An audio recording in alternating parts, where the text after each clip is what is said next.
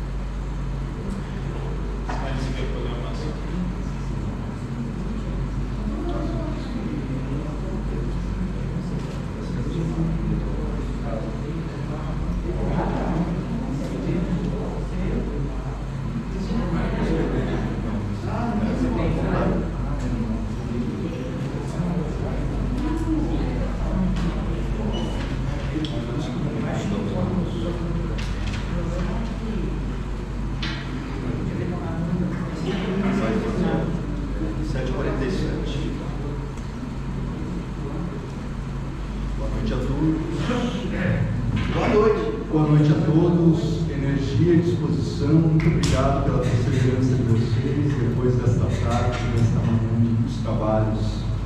Estamos muito felizes pela permanência de vocês aqui. Começamos então? Bem, então iniciamos neste momento às 7h47 do dia 1º de setembro de 2022, a Mesa Direitas e Religião do terceiro Colóquio Internacional Antônio Gramsci.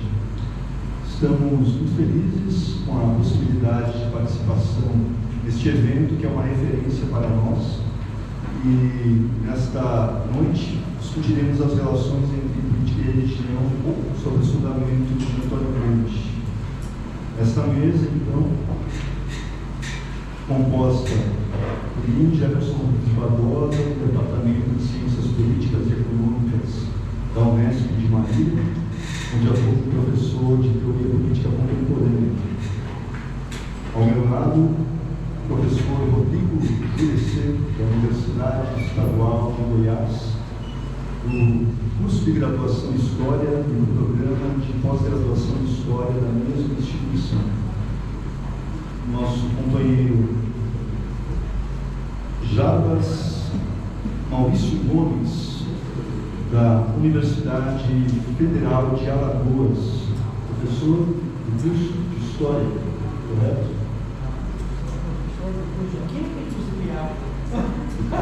Professor do curso de Química Industrial e pesquisador da IGS. A primeira, então, exposição sobre a minha responsabilidade, organizamos aqui com um critério de 20 a 25 minutos para cada um dos camaradas e aquele momento, então, para a troca de informações e perguntas, caso achem adequado. Então, muito obrigado a todos pela presença neste dia de muitos trabalhos. A minha fala foi intitulada como Religião e Política no Caderno 20, como possíveis critérios de análise para o Brasil contemporâneo. Como sabemos, o Caderno 20, organizado entre os anos de 1934 e 1935, analisam e expõem a preocupação de Antônio Gramsci com as disputas e lutas hegemônicas entre as tendências católicas naquele cenário das primeiras décadas do século XX. Gramsci, em sua preocupação sobre o fenômeno religioso e sua relação objetiva e influente sobre as dinâmicas políticas, sobretudo deu atenção a agrupamentos moderados, progressistas, mas principalmente ao que ele denomina como de extrema-direita dentro das correntes católicas entre os anos de 1910, especificamente entre os anos de 1920 e 30. O grupo central, organizado nas análises gramscianas em dados e informações, diz respeito ao integrismo católico, uma corrente filosófica política marcada por aspectos de fundamentalismo religioso, que proporcionaram, segundo Gramsci, uma politização e organização de correntes católicas nas disputas políticas partidárias, sobretudo dentro de uma organização conhecida por muitos de nós, chamada Ação Católica, e seus vínculos com movimentos de extrema-direita como a Ação Francesa de Charles Maurras. O tema principal abordado por Gramsci é como essas tendências dentro do catolicismo, em suas lutas hegemônicas, tinham uma ação direta na influência naquilo que entendemos, através dos fundamentos kantianos, como a construção de consensos. Segundo Gramsci, então, o papel e a ação dos católicos dentro da ação católica, durante o papado de Pio X e Pio XI, estavam fortemente influenciados por acontecimentos políticos de grande relevância na segunda metade do século XIX, principalmente a partir de 1848, das insurgências, das lutas que marcaram aquele ano na metade do século XIX. Os acontecimentos de 1848 são destacados por Gramsci, sobretudo pela influência das concepções de pátria e nação que marcavam as correntes políticas naquele contexto, na conjuntura, então, de formação e expansão de estados nacionais importantes. Para Gramsci, então, para os católicos naquela conjuntura, ocorria um cenário de crise ao qual ele denomina como crises políticas, históricas e intelectuais.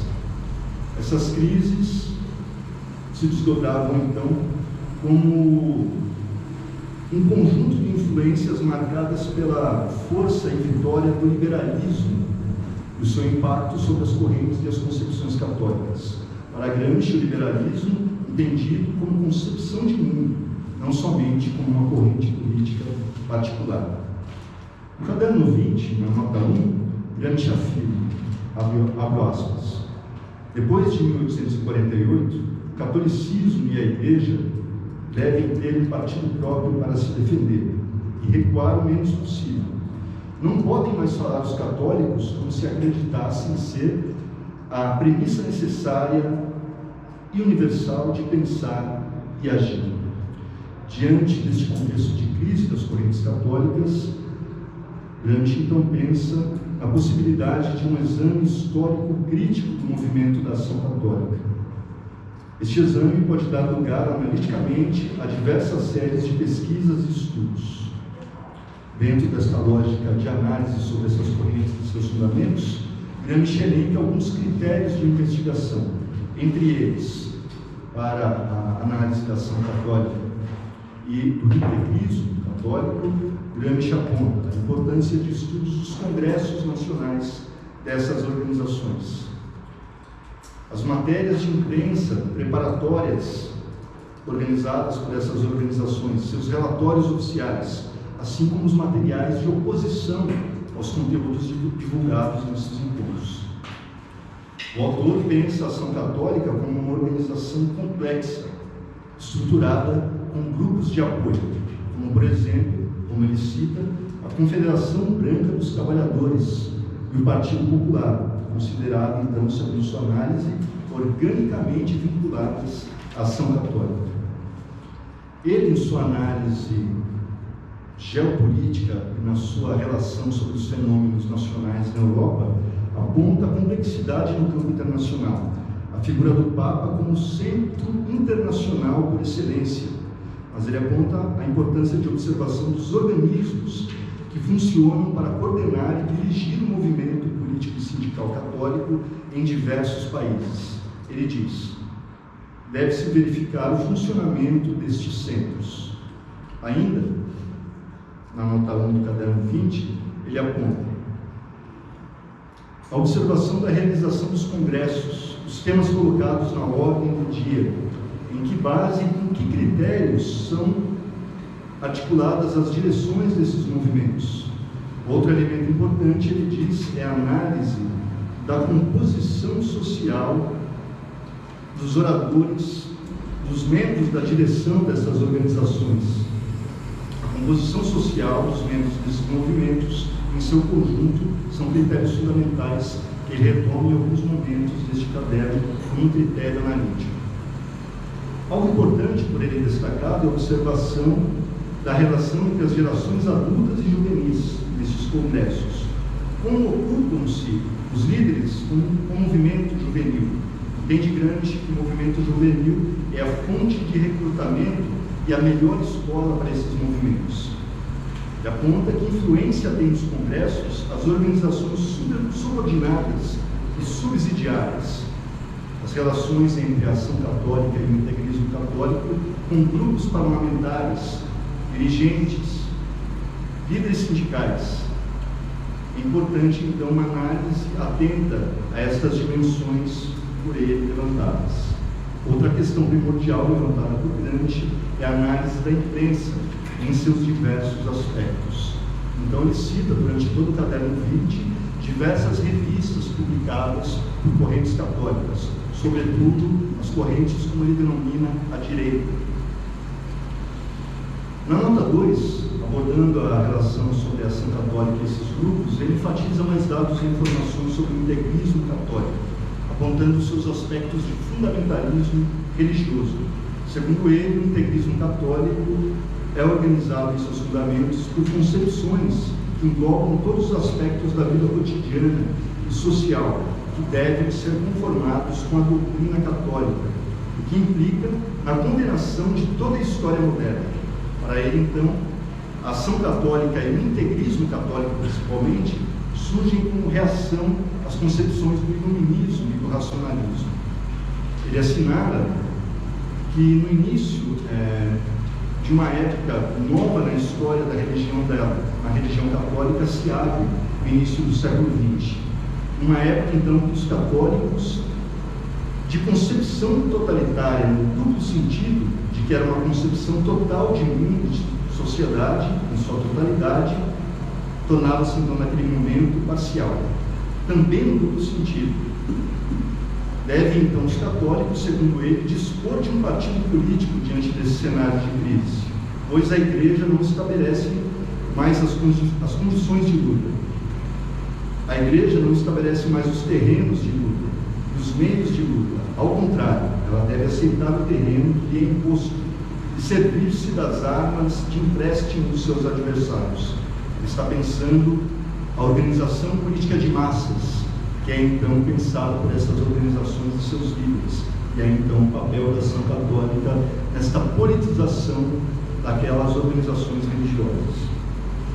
É muito interessante, nesta mesma nota 2, os elementos que ele coloca sobre a relação entre pobreza, catolicismo e a hierarquia no meio eclesiástico.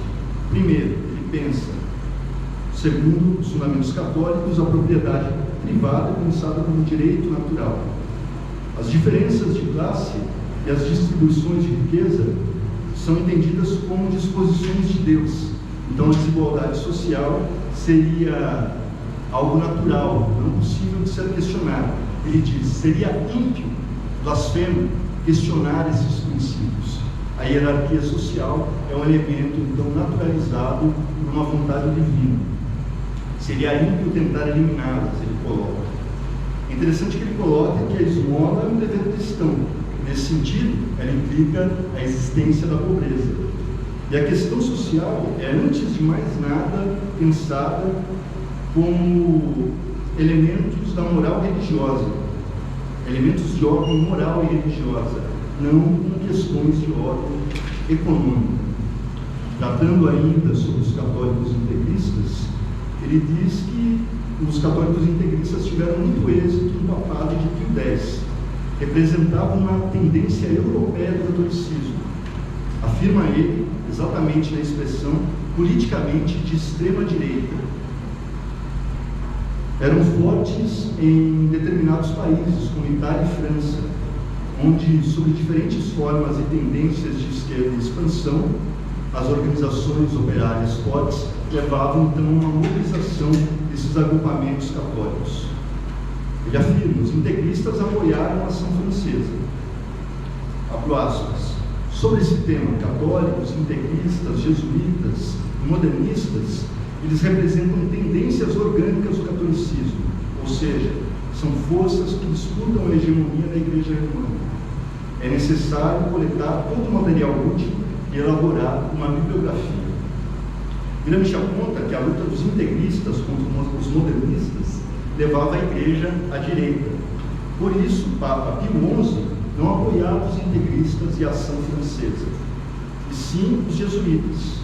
Por isso, o Papa Pio XI diz para combater os integristas que, visando manter a unidade da Igreja, não combatia os integristas, e sim Charles Maurras e a ação francesa. Gramsci analisa Maurras, a ação francesa, os integristas espanhóis. Estava também atento aos intelectuais que tiveram projeção no nacionalsocialismo, como Alfred Rosenberg, citando o livro O Mito do Século XX, onde Rosenberg, então, critica a Igreja Católica. Gramsci observava com atenção as correntes hegemônicas em disputa na Igreja, assim como a intervenção das correntes do catolicismo nas disputas políticas nos Estados nacionais, principalmente as correntes à direita, como ele coloca, a extrema-direita, que atuavam em países e tendências onde a esquerda era relevante, como Itália e França, como apontado. Esta politização e mobilização tinha grande influência, não só devido às mobilizações de 1848, mas a força das concepções nacionalistas marcavam, então, como foi apontado, esta politização das tendências católicas mencionadas. Ao analisar as tendências em disputa entre as correntes do catolicismo, seus organismos, partidos, como a ação católica, ele propõe, então, como sugerido, critérios para pesquisas e estudos. Retomando, então, e elencando os critérios apontados, os congressos, os órgãos de imprensa, os relatórios, os organismos de apoio que têm a finalidade de dirigir e coordenar o movimento dos católicos. Apontados os temas do Congresso, a composição social, seus oradores, os grupos parlamentares e deputados. Repito esses elementos porque podem ser pensados como critérios para pensar nas dimensões do cenário contemporâneo. Gramsci propõe, então, critérios para a análise dessas correntes, mostrando estas disputas e como os integristas arrastavam a Igreja à direita. Os vínculos, então, com grupos como a ação francesa são muito pertinentes para pensarmos elementos da extrema-direita no cenário atual. Esses critérios podem ser úteis para pensarmos as disputas de hegemonia no Brasil contemporâneo e no Brasil no início do século XX. As organizações ofensivas de correntes religiosas e suas organizações políticas. No Brasil, desde as primeiras décadas da República, com os pressupostos constitucionais de liberdade religiosa, as primeiras correntes protestantes aqui começaram a se estabelecer. Durante os anos 20, a politização das correntes do catolicismo, buscando intervenção nas instituições e no contexto político, organizaram aparelhos intelectuais para disputas no campo da cultura, com condições para a projeção de intelectuais, como o padre Farias Brito, seus discípulos como Jackson de Figueiredo, aparelhos privados de hegemonia como o Centro Dom Vital e a revista Ordem, estes vinculados a concepções do integrismo católico europeu. E Jackson de Figueiredo, Farias Brito, Centro Dom Vital e as concepções do integrismo católico influenciaram movimentos de extrema-direita brasileira, como o integralismo de Plínio Salgado. Essas tendências herdeiras do integrismo católico no Brasil obtiveram repercussão também na segunda metade do século XX, ao exemplo de Plínio Correia de Oliveira e sua organização Tradição, Família e Propriedade, que exerceram um papel importante nos anos 60 e 70, vide as marchas da família com Deus pela liberdade. Os exemplos de intervenção de grupos religiosos e correntes fundamentalistas cristãos no Brasil são variados e sempre presentes. Retomo então o argumento que os critérios de Gramsci no caderno 20 são possíveis de serem pensados para análises da relação entre política, Estado, correntes religiosas e lutas por hegemonia no Brasil. As correntes progressistas do catolicismo, como a CNBB, Confederação Nacional dos Bispos do Brasil, E as correntes da extrema-direita têm vários exemplos importantes. Retomando as observações do Gramsci sobre o integrismo católico, podemos pensar, no cenário atual, de grupos herdeiros da tradição e família propriedade. Como alguns conhecem, a TFP, após a sua dissolução, se reestruturou em algumas organizações, como os chamados Arautos do Evangelho.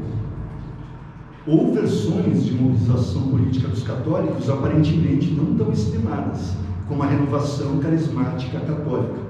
É interessante a relação entre tendências progressistas e a direita.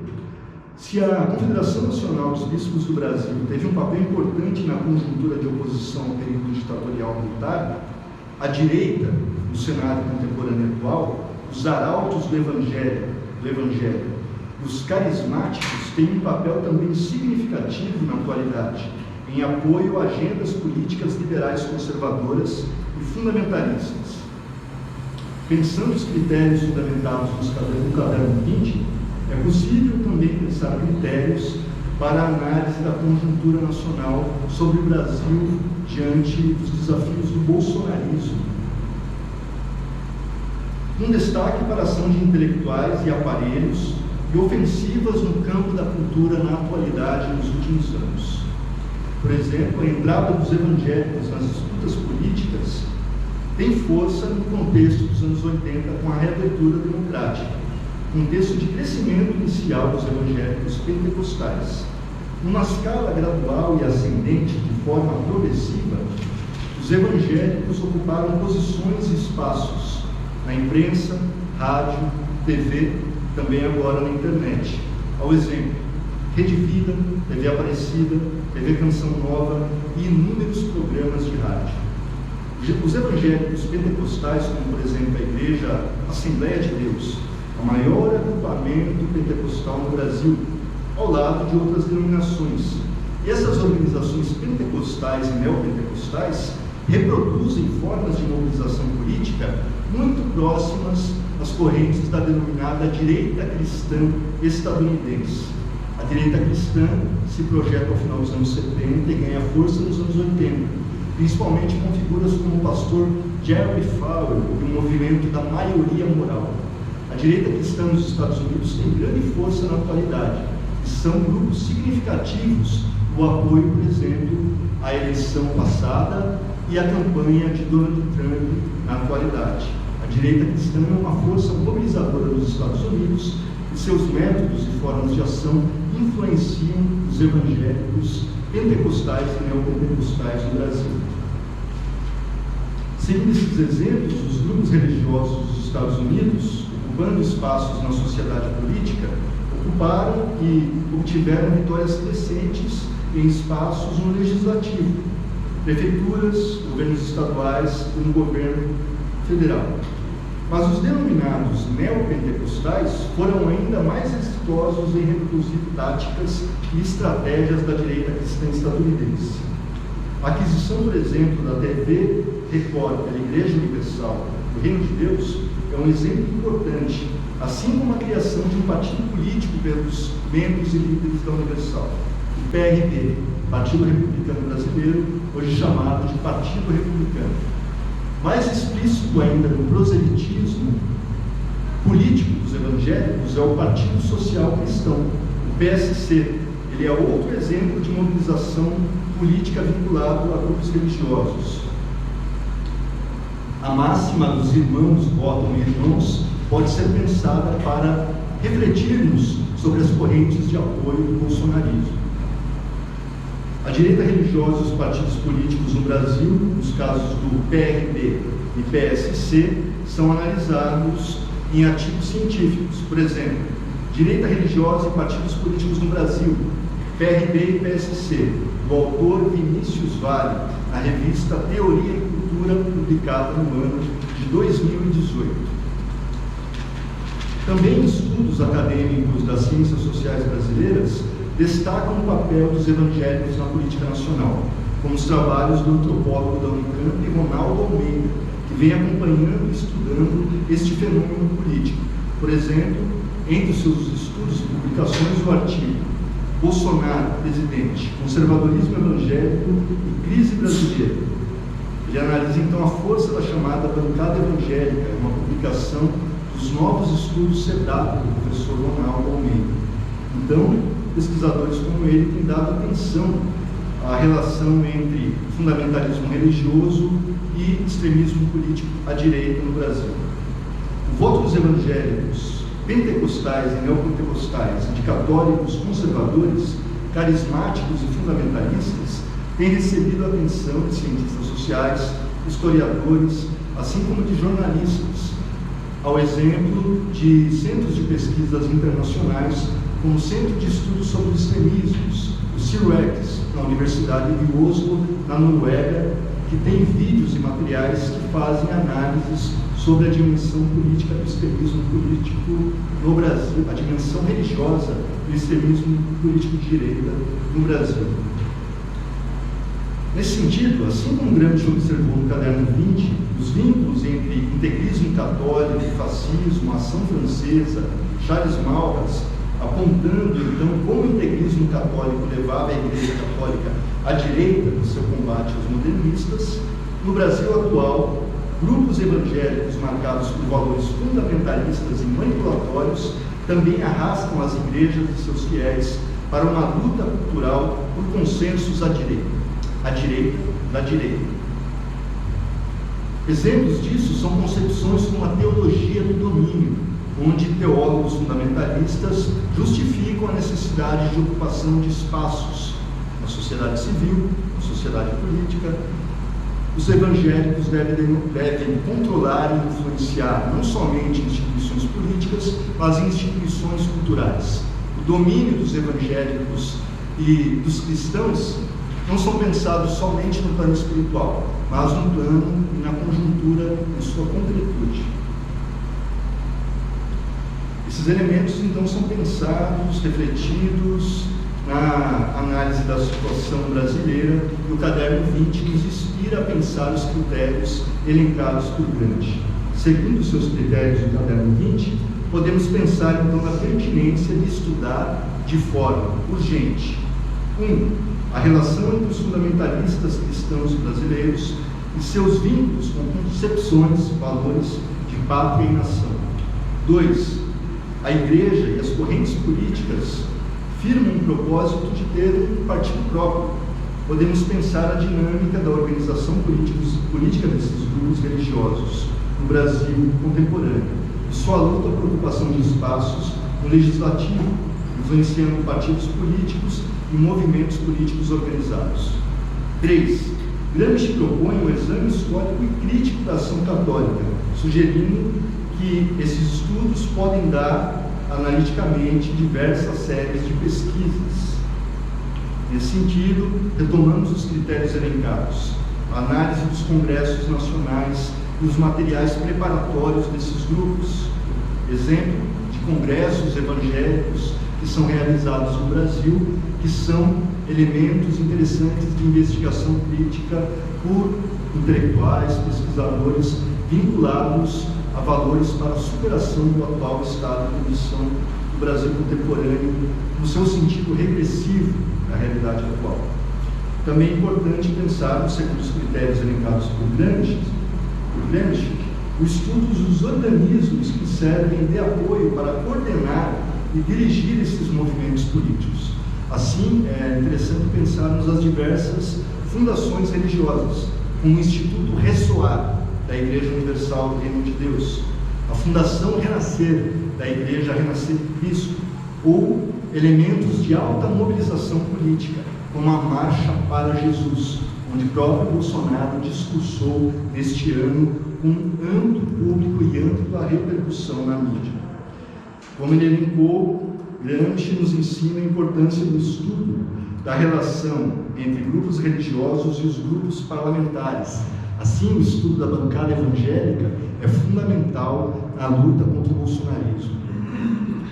Principalmente, os seus órgãos de imprensa na atualidade se apresentam como um importante objeto de estudo para as nossas lutas, ao exemplo da Gospel News, importante canal jornalístico de grupos evangélicos, que exerceu significativa influência na campanha em apoio a Jair Bolsonaro, continuando seu apoio proselitismo ao presidente, então, no Brasil atual. Nesse sentido, estudar os intelectuais e os aparelhos de hegemonia destes grupos religiosos são elementos fundamentais. Por fim, retomo algumas ideias. Gramsci preocupou-se com a análise das forças políticas em disputa na Igreja. Esses critérios são pertinentes para a análise das disputas hegemônicas entre correntes religiosas no Brasil atual. Refirmo e reforço e retomo novamente este argumento central. Na dimensão de seus potenciais no campo da cultura, da mobilização política, da opinião pública e na construção de formas de consenso, é fundamental estudarmos os grupos religiosos na atualidade. Os critérios do caderno 20 são úteis para pensarmos o cenário do Brasil atual nas lutas contra o bolsonarismo e as heranças políticas que o Bolsonaro e seus grupos de apoio deixarão, mesmo perdendo as disputas eleitorais que virão, assim esperamos. Devemos pensar, então, as relações entre armas e religião, como já sugeriu o professor Giovanni Semeraro em artigo importante que aborda essa temática. A questão religiosa é fundamental para a compreensão das relações entre Estado e poder político. Retomando a frase de Gramsci, repetida na nota 1 do caderno 20, o exame histórico crítico do movimento da ação católica pode dar lugar analiticamente a diversas pesquisas e estudos. Seus fundamentos nos dão direções para pensarmos desafios e lutas no Brasil atual. Muito obrigado.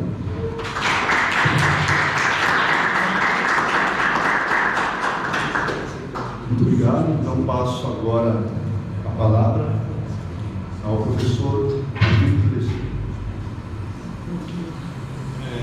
Boa noite. Agradecer a presença aí do pessoal, né, apesar de todo o cansaço do evento, né, já está na quinta-feira e hoje também foi bem puxado. Bom, eu vim falar aqui para vocês sobre um conceito, né, aparelho de hegemonia filosófica, que foi desenvolvido pela Christine Busse, e sobre a aplicação desse conceito que eu fiz, né, em relação ao Instituto Brasileiro de Filosofia. Eu imagino que a maioria não conhece, porque o Instituto Brasileiro de Filosofia não existe mais, a existência dele vai de 1949 até o começo dos anos 2000. Né? Então, hoje em dia já está um tanto quanto esquecido, digamos assim. Né? Assim, para a gente dizer a ligação que tem, né, com o tempo presente, o primeiro ministro da Educação do governo Bolsonaro foi formado aí nessa escola, digamos assim, né? O Ricardo Vélez Rodrigues, vocês estão lembrados aí. O Ricardo Vélez Rodrigues, ele foi de origem colombiana. Ele foi orientado, mestrado, doutorado por um IBFiano, que é como a gente chama aqueles que fizeram parte do Instituto Brasileiro de Filosofia, os IBFianos. O Antônio Paim, no caso, o Antônio Paim morreu não faz muito tempo. Se me falha a memória, ano passado, eu acho.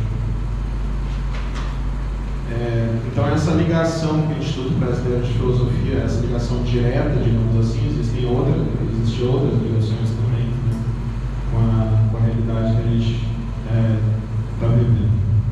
Como eu estava falando para vocês, eu analisei o Instituto Brasileiro de Filosofia, a atuação dele, a partir do conceito de aparelho de hegemonia filosófica, desenvolvido pela Christine Busse,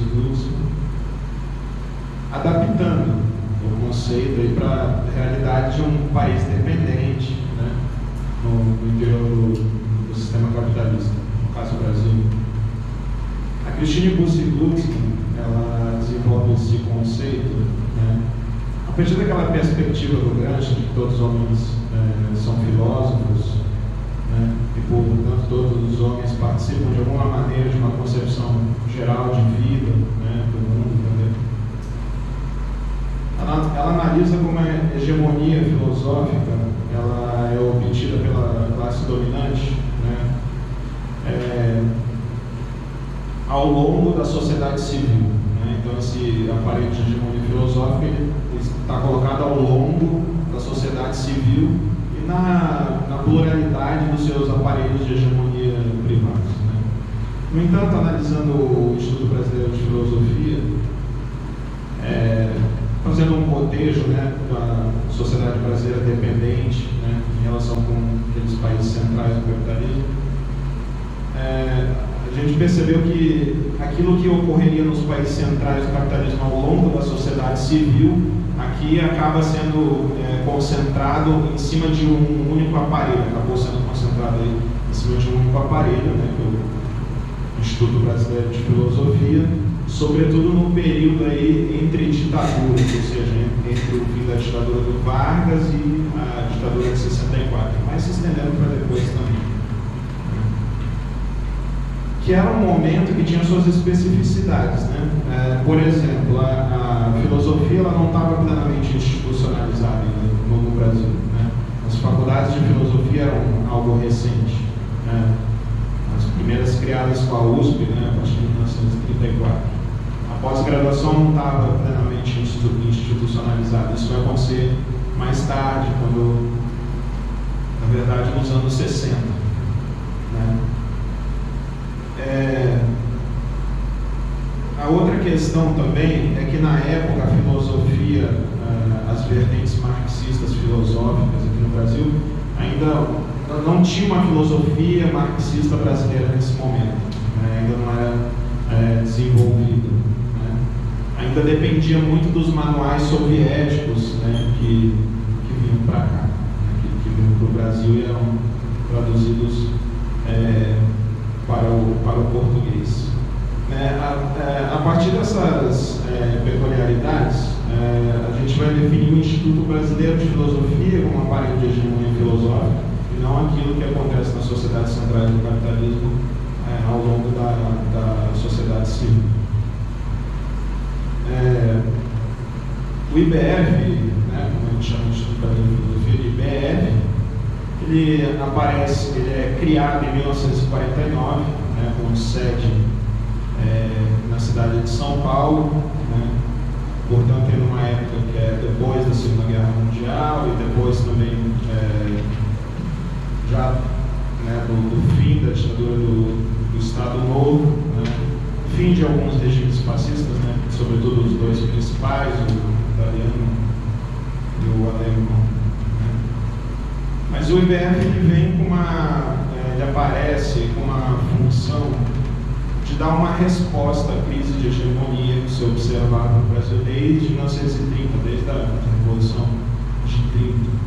No entanto, partindo do campo filosófico, né, no qual o marxismo estava em evidente desvantagem por conta daquilo que eu acabei de comentar. Né.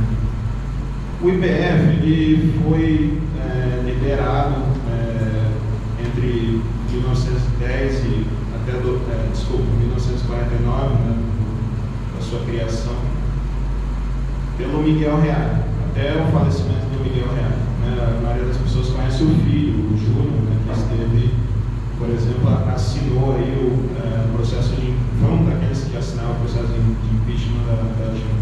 Então a gente está falando do pai dele. O Miguel Reale ele é muito conhecido pela trajetória que ele teve no integralismo, na ação integralista brasileira. Né? Ele era um dos principais líderes, ele era o líder nacional da ideologia. Né?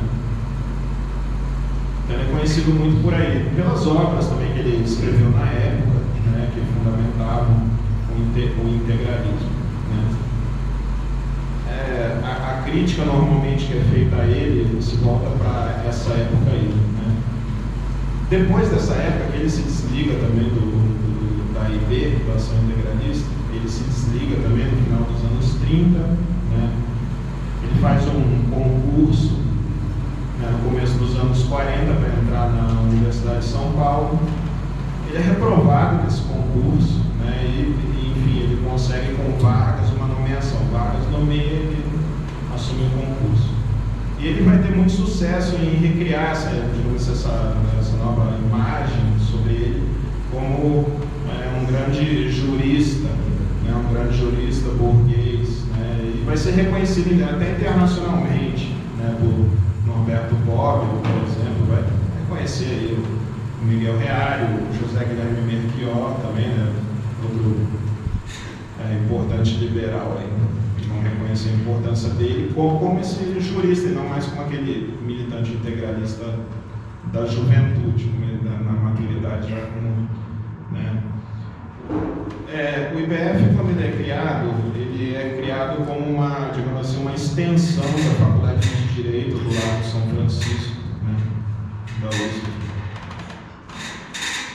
E ele também mantém uma estreita ligação com a Cátedra de Filosofia do Direito. O Reale assume nos anos 40, e depois, quando ele se aposenta, os professores que assumem no lugar dele são IBFianos também, né? Depois assume o Renato Cirel Gerna, né? Nos anos 80, mais tarde o Celso Laffer, né? Assume, são todos que passaram aí pela escola IBFiana, né? O IBF, quando ele é criado, ele congregava intelectuais conservadores, né? Na época, alguns bastante importantes, né, no interior do conservadorismo, né, como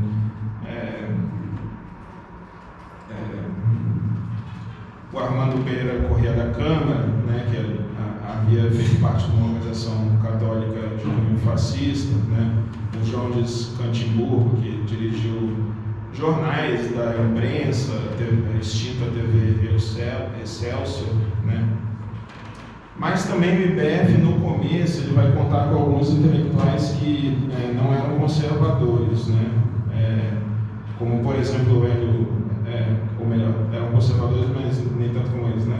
Como, por exemplo, o Hélio Jaguaribe, o empresário intelectual, né? E outros que realmente não eram conservadores, como o Francisco Pontes de Miranda, né? Um jurista que não era conservador. O Roland Corbusier, né, que mais tarde se liga ao ISEB, etc., o Instituto Superior de Estudos Brasileiros. No entanto, o IBF ele nunca teve intelectuais marxistas, né? Isso ele nunca teve, até porque esse era o grande alvo aí do IBF, né? O IBF, na época, ele foi visto pelos próprios IBFianos, né? O próprio Miguel Reale, ele foi visto como algo que era uma continuidade da expansão paulista, digamos assim, né? Então a gente tem entre as duas guerras, né, um crescimento bastante grande, né, de São Paulo, do capital industrial, mas, da região centro-sul brasileira, mas que girava em torno de São Paulo, né, e São Paulo se transforma praticamente numa metrópole da colônia interna, né. E essa noção aí do gigantismo paulista vai permear o IBF também, né. Por exemplo, o IBF vai ganhar, por exemplo, do governo de São Paulo, a sede que possuía, né, no centro de São Paulo, nas imediações da Praça da República. Vai ganhar do governador de São Paulo na época, o Lucas Nogueira Garcês, vai ganhar a sede, vai ganhar a dotação orçamentária, etc. Também da Prefeitura de São Paulo. E naquele momento o IBF vem com uma concepção mais ou menos parecida com o Instituto Histórico e Geográfico Brasileiro de fundar sedes estaduais. Então são fundadas várias sedes estaduais, né? Quase 2 dezenas aí de sedes estaduais são fundadas, mas elas não vingam muito. Aqui permanece, vinga e dura, né, muito tempo, a de São Paulo. E eles viam essa expansão do IBF como como o capital paulista se expandia, ele também deveria ter uma expansão cultural. E o IBF seria esse veículo aí dessa expansão cultural, né? A outra coisa que aparece no IBF aí também como é o modelo empresarial, né, do Benedetto Croce para os institutos, né? Depois da Segunda Guerra Mundial, esses intelectuais mais conservadores perdem muito espaço na universidade, né? Não só fora, não só internacionalmente, como internamente também, né? Até a fundação da USP normalmente eram aqueles intelectuais formados no direito que enfim, as ciências humanas eram feitas por pessoas formadas no direito, né? Após a Segunda Guerra Mundial, eles perdem espaço, né? E digamos assim que eles vão reagir a esse espaço aí que é perdido, né? Fundando esses institutos, né? E o modelo basicamente vai ser dado pelo Benedetto Croce, né? Existe um dossiê que aparece na Revista Brasileira de Filosofia, que era o órgão oficial do Instituto Brasileiro de Filosofia, que foi publicado por 5 décadas, né? Só isso já coloca ela como um importante objeto. E esse modelo qual que é? É um modelo de institutos financiados por casas bancárias, né? No caso, o Croce fala desse tipo de financiamento, e também da Fundação Rockefeller, né? Nesse momento está vindo aí com a expansão do capital dos Estados Unidos. E portanto, tem uma ótica bastante empresarial desses institutos, né? A outra coisa que acontece também é que se firma, né, na Universidade Brasileira, começa a se firmar com as missões estrangeiras que chegam aqui, né, para criar as primeiras faculdades, né? Se firma uma tradição muito diferente daquela que os IBFianos vêm. Os IBFianos, eles vão continuar naquela tradição do bacharelismo nacional, né? A maioria deles vai ser formada em direito, mas não só, né? A outra coisa também que na época o Reale diz que era importante é que a elite deveria, né, assumir os postos como intelectuais, né? Ele diz que a elite brasileira é muito reduzida e que, portanto, a elite deveria assumir esse posto de intelectuais, né, que nós poderíamos chamar de orgânicos, né, de intelectuais orgânicos, né? Então ele coloca, né, como a atividade filosófica como uma atividade da elite, né? A outra questão que aparece para nós também, até por sugestão daquilo que aparece na própria revista, é a questão da revista tipo, né, conforme o conceito do Gramsci, né? A revista tipo, ela deveria ter uma redação homogênea e disciplinada, né? Ela também deveria ter um endereço intelectual, né, bastante organizado, fortemente organizado, para produzir um trabalho homogêneo do ponto de vista intelectual. E também ela deveria ter um estatuto, né, escrito, né, que impedisse conflitos internos na revista, né? E todos esses critérios que o Gramsci estabelece para uma revista tipo, eles estão na Revista Brasileira de Filosofia. Ela tem tudo isso, né? E a revista lá, crítica, né, do Croce, né, ela aparece também para a Revista Brasileira de Filosofia como um modelo de revista, né? Assim sendo, né, por um bom tempo, a Revista Brasileira de Filosofia vai ter um conselho de redação bastante estável e ativo, né, que vai somar 19 pessoas que vão dar essa redação à revista. né? A outra coisa que é fundamental também é qual que vai ser, né, a principal ideologia que vem ali no interior da Revista Brasileira de Filosofia, né? O que vai centralizar ideologicamente essa revista? Aí vai ser a produção mesmo, a obra do próprio Miguel Reale, né?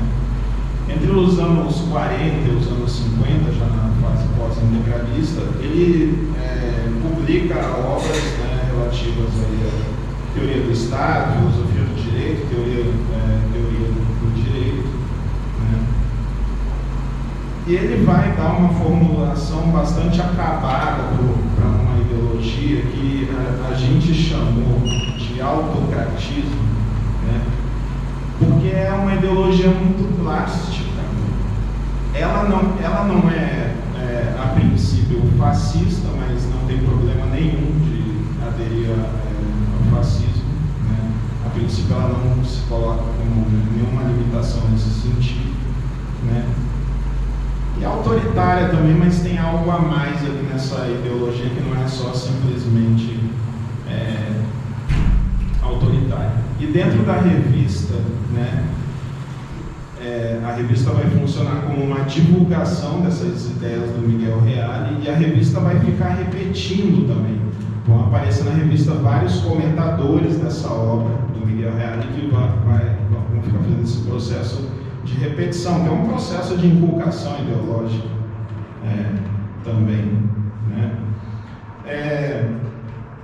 A outra coisa, uma das características fundamentais dessa ideologia autocrática é que todo o processo de legitimidade, né, do poder, ele recai sobre o próprio Estado, né? Ele não tem, teoricamente, ele não tem um alicerce na sociedade, mas ele recai no interior do próprio Estado, e por isso que a gente chamou de autocrático, porque meio que se retroalimenta, né, essa ideologia, né? A outra coisa que o Reale coloca nessa formulação ideológica dele é que a superestrutura político-jurídica ela tem que ser capaz de se reformular o tempo todo, né? E sempre dar respostas muito tempestivas, né? Então ela é muito plástica, digamos assim, né? Então beleza, eu estou caminhando. Um dos leitores do Miguel Reale chamou essa teoria dele de Arca de Noé, né? Por quê? Porque ela seria capaz de sobreviver às tempestades, ou seja, às crises, né? Que são cíclicas no interior do capitalismo, de tempos em tempos elas acontecem. E o Reale teria criado uma teoria que seria capaz de sobreviver a essas diferentes crises, né? E que teoria que é essa? No interior do Estado deve ter aquilo que o Reale chamou de núcleo irredutível, né? Ou núcleo resistente, né? E que a gente chamou de núcleo duro autocrático, né? E o que são isso? São alguns fundamentos que têm que estar no Estado, independente se é ditadura, se é democracia, eles têm que ser preservados. O que é a obediência às leis, né? Um país como o nosso, dependente, a gente sabe o que significa isso, como que a obediência às leis é feita, né? É um país de superexploração, como que essa obediência é feita, né? Feita com muita repressão. E a outra coisa, que essa ideologia ela deve oscilar entre o binômio ordem ou segurança, que no final das contas acaba dando no mesmo, né? No nosso caso aqui, né? A partir da preservação desse binômio, né, ordem e segurança, ele fundamenta esse núcleo resistente. Na época que o Reale faz é o seguinte, né, ele se apropria na época da concepção do Partido Partido Comunista tinha, né? Aquela concepção de a democracia e sendo ampliada progressivamente, né? Sendo ampliada progressivamente, os trabalhadores conseguirem melhores condições de vida, de trabalho, mais direitos, isso no interior da Revolução Democrática Burguesa, algo feito progressivamente. O Reale ele pega essa teoria e simplesmente inverte. Como extrair uma ditadura do interior da democracia, né? Então, a partir desses núcleos, que eles chamam de núcleos resistentes no interior do poder, né? Esses serviriam, né? A partir de sua ampliação, eles serviriam para praticamente extrair uma ditadura do interior da democracia, né? O Reale ele inverte aquela concepção que o PCB tinha, né? Falando um pouco sobre religião, já para finalizar, que eu já estou no último minuto e meio, na Revista Brasileira de Filosofia vai aparecer uma determinada concepção de religião, né, que é uma concepção ligada a uma concepção ortodoxa, ligada à hierarquia da Igreja Católica, né, que vai girar em torno do mistério da vida. A religião discutida ali gira em torno do mistério da vida, né, que é muito diferente do que aparece depois, mais tarde, né, por exemplo, na teologia da libertação, nas comunidades eclesiais de base, né, que a religião servia para questionar os problemas que as pessoas simples tinham, né, e também a leitura bíblica, né, que aparece depois, é uma leitura popular feita junto com as pessoas. Na RBF é fundamentada uma concepção de religião completamente diferente disso, né? É uma concepção de religião ortodoxa e que vai aparecer de novo aqui, né, nesse momento que a gente está vivendo, né? Ela vai aparecer de novo, que é totalmente oposto daquela religião popular que se desenvolveu mais tarde. É isso, gente. Muito obrigado.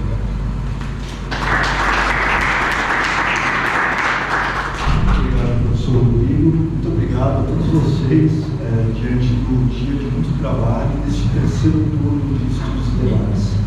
Passo então agora ao professor Jarbas.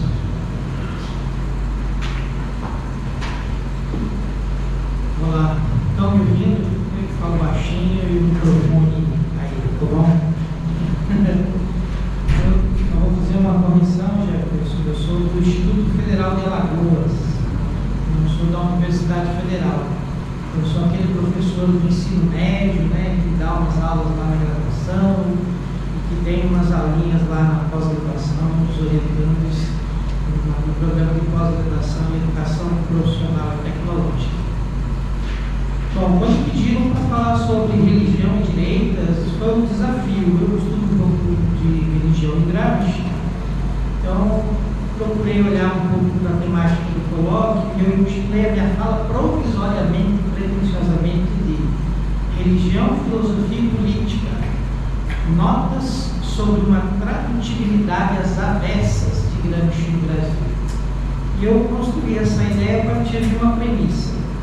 Eu estou muito tentado a falar livremente, mas eu vou tentar, na parte que der, fazer uma leitura. Eu falo muito rápido, então talvez a leitura não deixe perder o fio da meada. Então vamos à premissa. Todo mundo cansado e eu vou ler agora, né?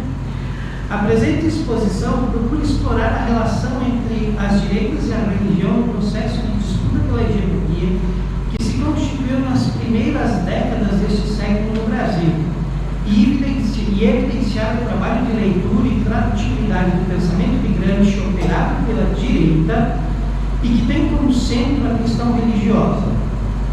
Para tanto, recorro aos escritos gramscianos para a compreensão da questão religiosa em seus entrelaçamentos com a filosofia e a política, na tentativa de ler e interpretar em chave gramsciana a realidade brasileira deste início de século.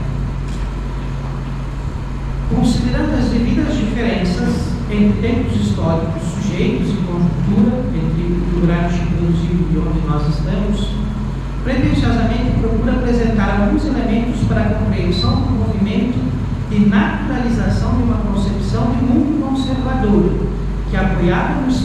da religião, dos bons costumes e da moral, imprimiu no imaginário popular de grande parcela dos cidadãos brasileiros uma concepção idealizada de história que, ao mediar a compreensão dos processos e dos movimentos políticos por meio de um folclore popular que caricaturiza o movimento real das relações de poder e das disputas pela hegemonia, cumpriu o papel de desfacelar a consciência de classe ao contrapor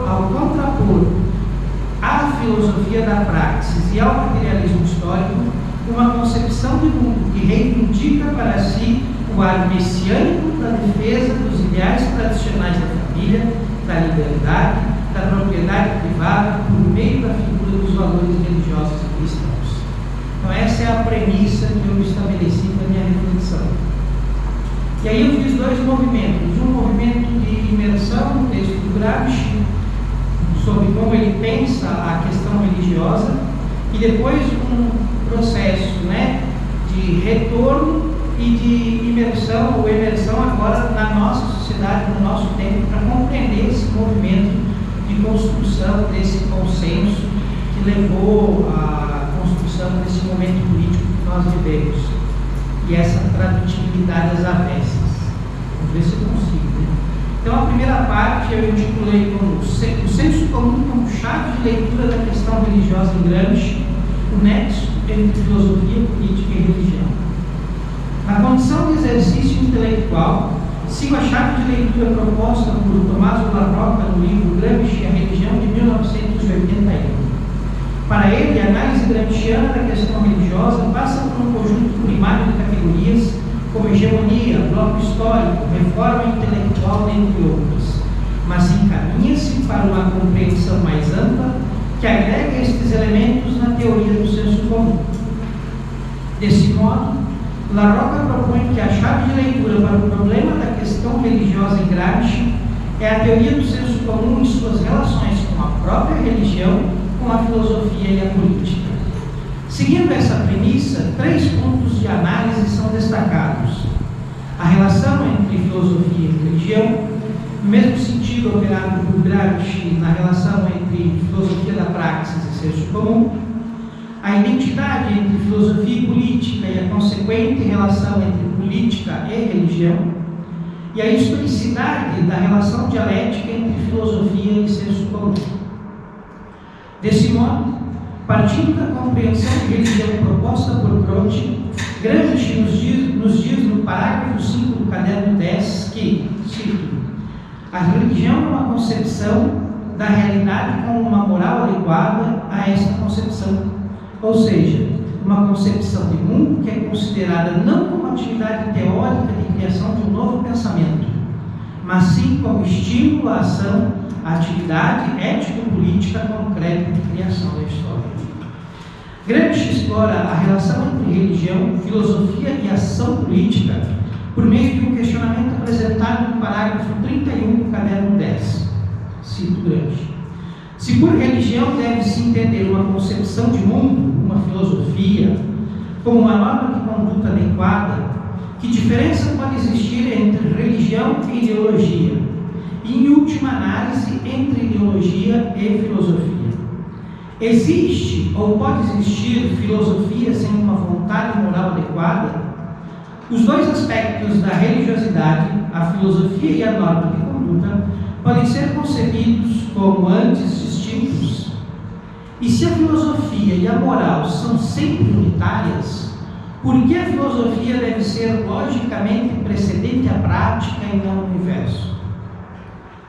Gramsci apresenta a religião enquanto concepção de mundo, e como tal, como uma filosofia que se expressa na linguagem do senso comum de uma dada cultura.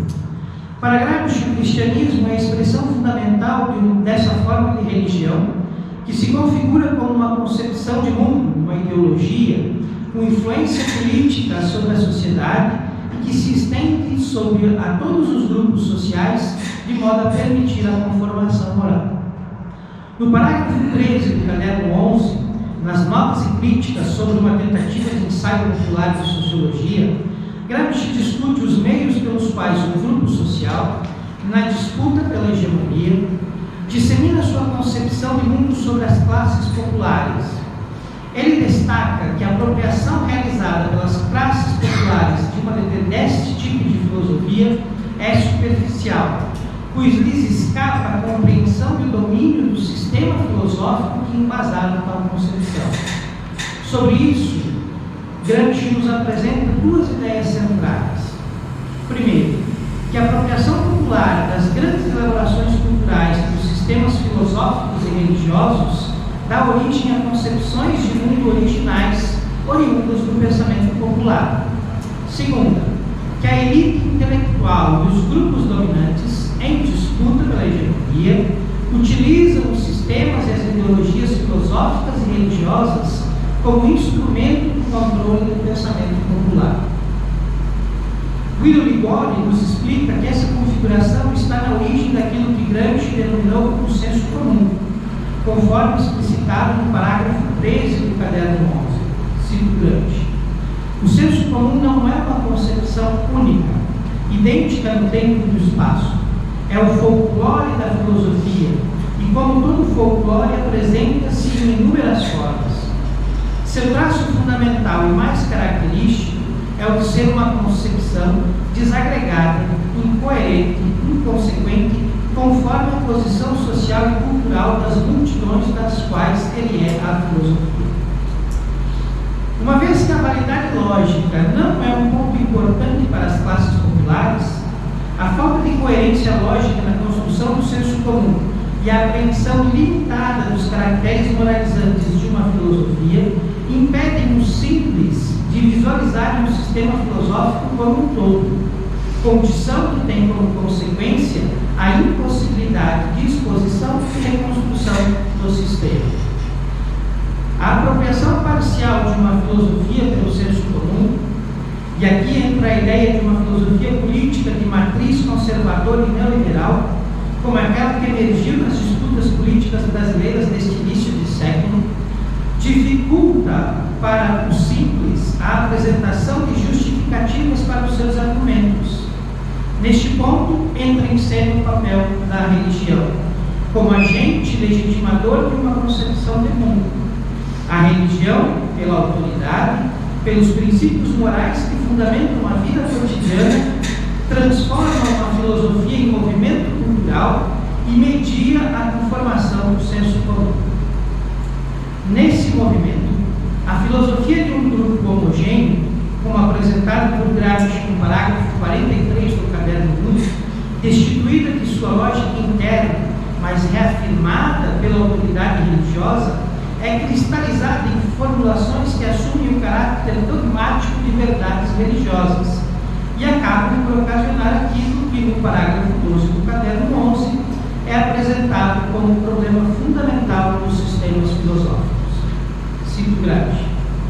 Mas neste ponto, coloca-se um problema fundamental de toda a concepção de mundo, de toda a filosofia, que se transforma em um movimento cultural, em uma religião, em uma fé, ou seja, que produz uma atividade prática e uma vontade nas quais ela está contida como premissa teórica implícita.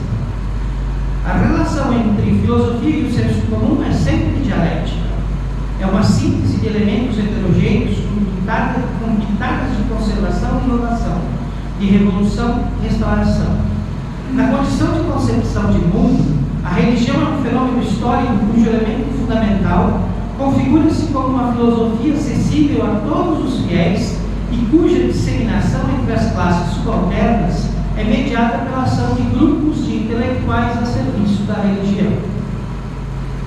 Esse tipo de entendimento revela uma estratégia, a de grupos específicos de intelectuais que ao se utilizarem do expediente da religião para difundir e legitimar a sua concepção de mundo, trabalham para diminuir ou cercear a autonomia intelectuais dos fiéis e, aproveitando-se das dificuldades dos simples, diante do exercício de filosofar, procuram limitar os questionamentos oriundos das contradições entre uma determinada filosofia e a praxis cotidiana. Como parte da luta pela hegemonia, esse tipo diretivo de ação transforma a religião em instrumento para a difusão de uma determinada filosofia, de uma determinada concepção de mundo. E como apresentarei em seguida, os intelectuais da direita operaram nos últimos anos a tradutibilidade das concepções gramscianas para as classes populares, que tradutibilidade é essa, que colocou em suspeição tanto o comunismo, principalmente as ideias do Gramsci. E agora eu saio desse olhar mais teórico e tento fazer um esforço de leitura da realidade, que é um esforço de tradutibilidade desse problema da hegemonia às avessas. E aí eu intitulo essa sessão como Religião, Educação e Propriedade Privada, elementos constitutivos de uma narrativa conservadora, contra-hegemônica e anti-gramsciana, a tradutibilidade às avessas.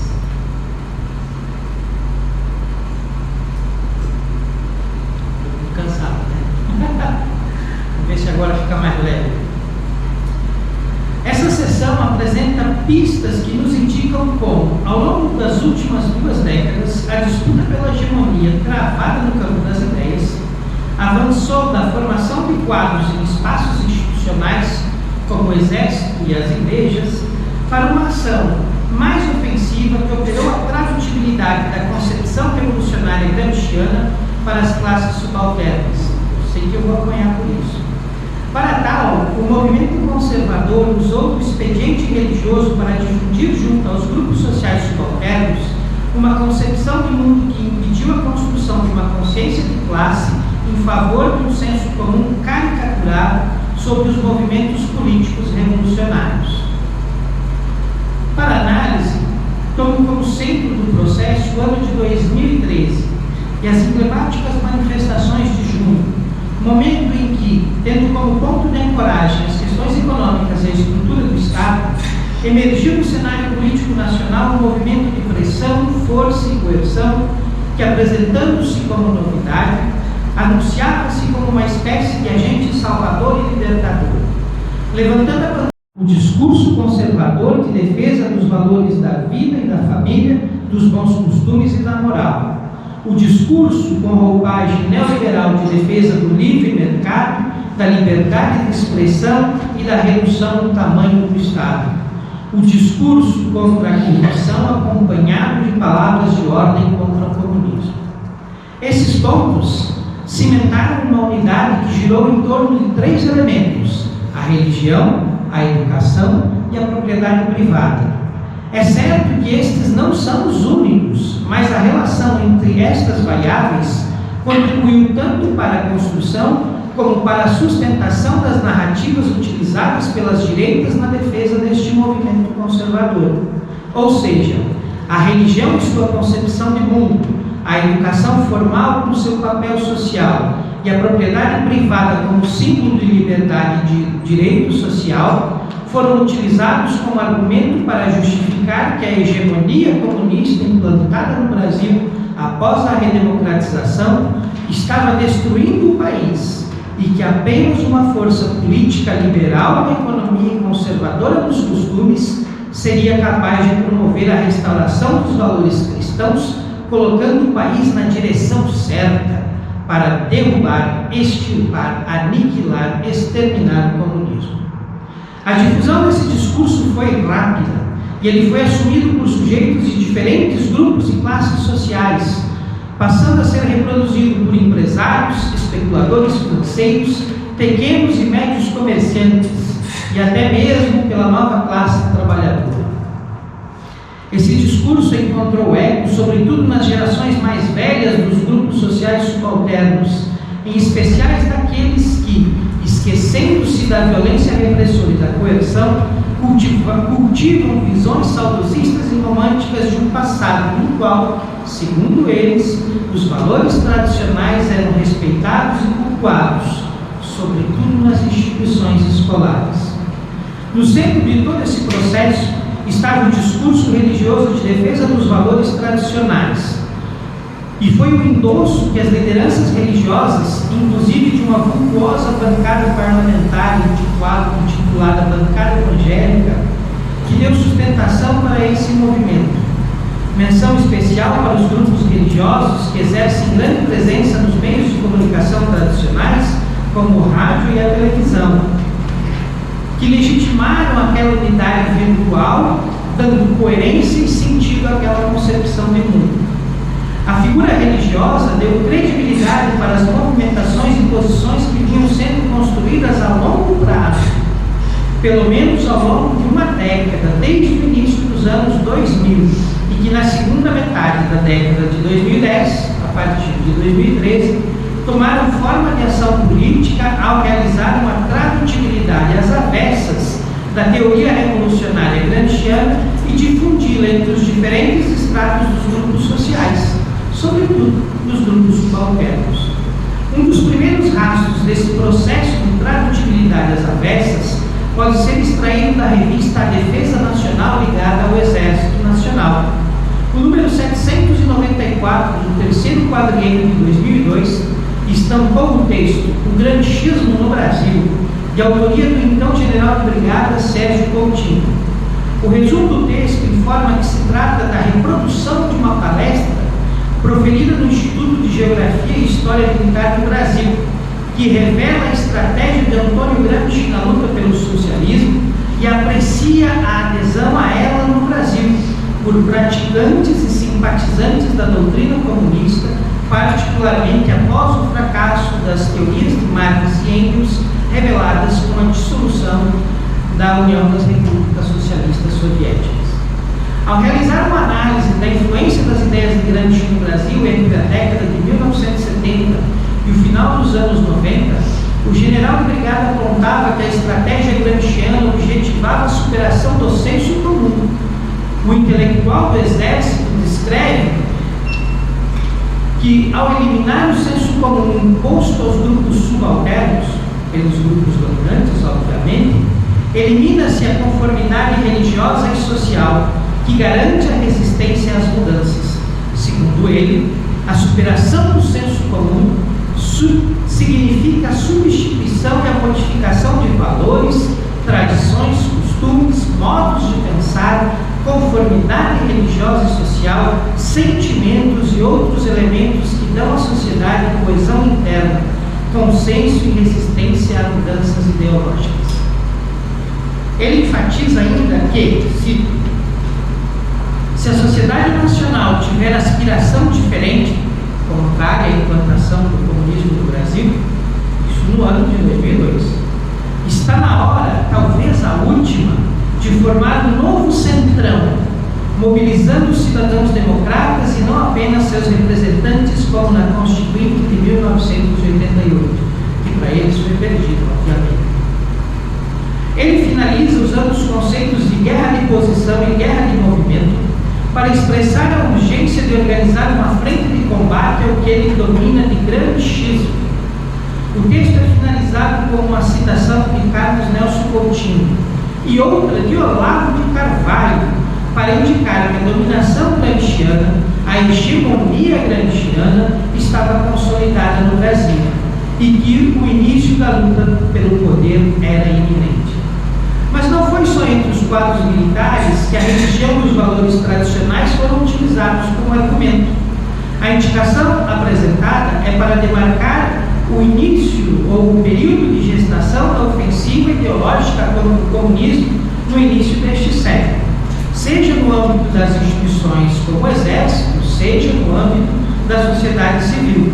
Pois, do mesmo modo como o tema circulou entre os intelectuais militares, ele circulou no âmbito da sociedade civil, e o marco mais expressivo foi justamente, naquele período, a difusão das ideias do Olavo de Carvalho, tido como mentor desse movimento conservador que aglutinou diferentes grupos de intelectuais, de jovens intelectuais declaradamente liberais a empresários e generais.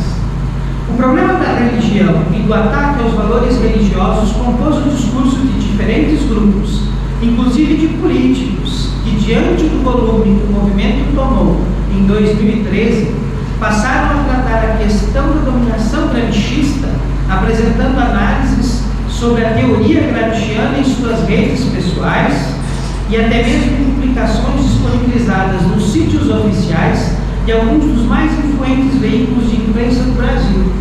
Foi assim que, em 2013, a Folha de São Paulo publicou o texto Milícias do Pensamento, de autoria de Cátia Abreu, então senadora pelo Tocantins, filiada ao Partido Democratas. Nele, a senadora fazia uma apresentação da estratégia de transformação de mentes proposta por Gramsci como caminho para a Revolução Comunista e que, segundo ela, cito, era desnecessário dizer que essa revolução está em pleno curso no Brasil e não é de hoje. Apresentando o Programa Nacional de Direitos Humanos de 2009, o PNDH3, como exemplo desta revolução em curso, preocupada com a questão da manutenção da propriedade privada, ela coloca em campo a questão religiosa. Cito um trecho dela. Um conjunto de transgressões democráticas propondo a censura à imprensa, legalização das invasões de propriedade, tirando do judiciário o poder de arbitragem, incluindo invasão com instância de mediação, proibição do uso de símbolos religiosos em locais públicos e revisão do currículo das academias militares. 5 minutos, é? O plano de defesa... O plano de fundo era a defesa do produtor rural e do direito à propriedade privada, em especial o direito à propriedade agrária.